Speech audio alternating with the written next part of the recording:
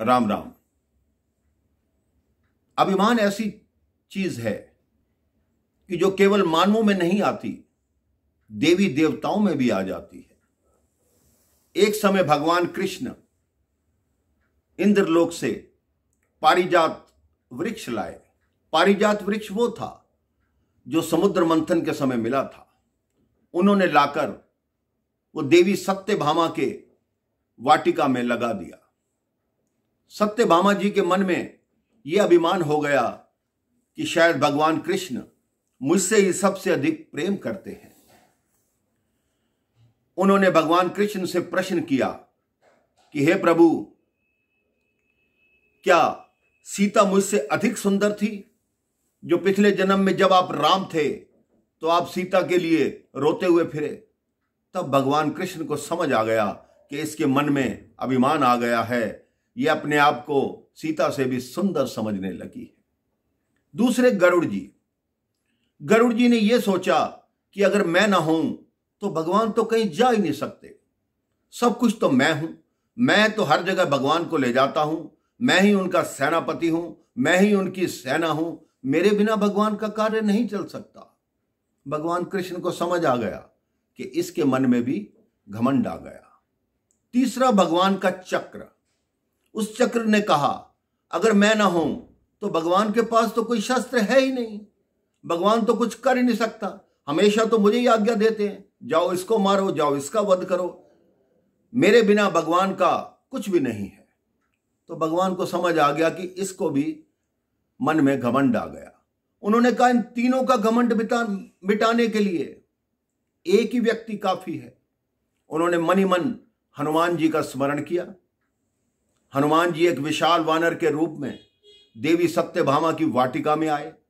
अशोक वाटिका की तरह उनकी वाटिका उजाड़ी, वहां के फल खाए और वह पारिजात वृक्ष भी उखाड़ कर फेंक दिया। वहां के जो सैनिक थे उन्होंने रोकने का प्रयास किया तो हनुमान जी ने उनको भी मार लगाई। वो भागते हुए भगवान कृष्ण के पास आए कि एक बड़ा भयंकर वानर आया है, पकड़ने से पकड़ में नहीं आता, उसने सारी वाटिका उजाड़ दी। कृष्ण जी ने आदेश दिया, गरुड़ जी आप जाइए, सेना को साथ ले जाइए और उस वानर को पकड़ कर लाइए। गरुड़ जी घमंड में चूर थे। वो कहते एक वानर को पकड़ने के लिए सेना की क्या जरूरत? तो कृष्ण जी हंस पड़े, कहते ठीक है जाओ। अब गरुड़ जी हनुमान जी के आसपास मंडराने लगे, चलो तुम्हें कृष्ण जी ने बुलाया है। हनुमान जी ने कहा मैं किसी कृष्ण को नहीं जानता, मैं केवल राम जी को जानता हूं। तो गरुड़ जी ने बोला मैं तुम्हें बंदी बना के ले जाऊंगा। हनुमान जी ने कहा तेरे जैसी चिड़िया मैंने बहुत देखी है। जैसे ही गरुड़ जी हनुमान जी पर आक्रमण करने लगे, हनुमान जी ने उनको अपनी पूंछ में दबा लिया, दबाते चले गए। गरुड़ जी सोच रहे हैं कि अगर मुझे ये पूंछ में ना दबाता तो मैं इसको देख लेता। हनुमान जी ने कहा ले, छोड़ दिया पूंछ से, अब क्या करेगा? हनुमान जी ने उनको हाथ से पकड़ा और समुद्र में 2-3 डुबकी लगवा दी और हनुमान जी वहां से अंतर्धान हो गए। गरुड़ जी अंदर आए, कहते बड़ा मायावी बंदर था, उसने मेरे साथ ये किया। कृष्ण जी कहते हैं वो साधारण वानर नहीं था, वो हनुमान जी थे। तो गरुड़ जी ने कहा ठीक है, अब क्या किया जाए? तो कृष्ण जी ने कहा जाओ, वो इस समय कामदगिरी पर्वत पर विराजमान हैं, उनको जाकर कहो कि द्वारका में तुम्हें श्री राम बुला रहे हैं। अब गरुड़ जी कामदगिरी पर्वत पर पहुंचे, वहां हनुमान जी विराजमान थे।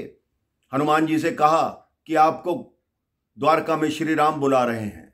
हनुमान जी ने कहा आप चलिए मैं आता हूं।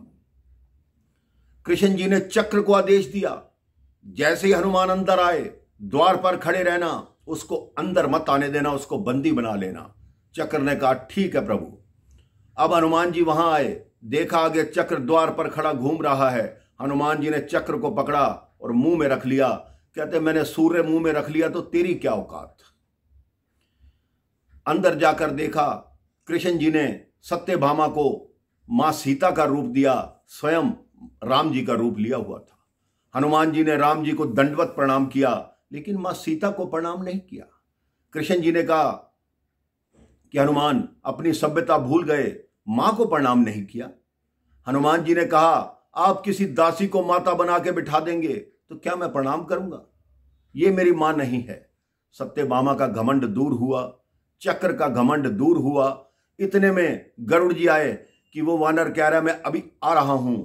गरुड़ जी को अपनी गति पर बहुत अभिमान था। हनुमान जी उससे भी पहले वहां पहुंच गए थे। इसलिए भगवान ने तीनों को यह सीख दी कि अपने मन में अभिमान मत रखो, सदा फले फूले वृक्ष की तरह नीचे को झुके रहो।